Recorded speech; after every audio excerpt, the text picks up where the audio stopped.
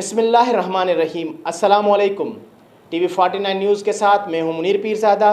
آئیے چلتے ہیں خبر کی جانب۔ پاکستان پیپلز پارٹی کے ڈویژنل صدر علی نواز شاہ رضوی نے کہا ہے کہ سلیکٹڈ وزیر اعظم خود سب سے بڑا دہشت گرد ہے، چور اور ڈاکو ہے، جس نے عوام کو مہنگائی کی چکی میں پیس دیا ہے، NFC وارڈ ہڑپ کر کے بیٹھا ہے۔ ان خیالات کا اظہار انہوں نے صادق علی میمن کی رہائش گاہ پر لانگ مارچ کی تیاریوں کے سلسلے میں منعقد کارکنوں کے اجلاس کے بعد میڈیا سے بات کرتے ہوئے کیا۔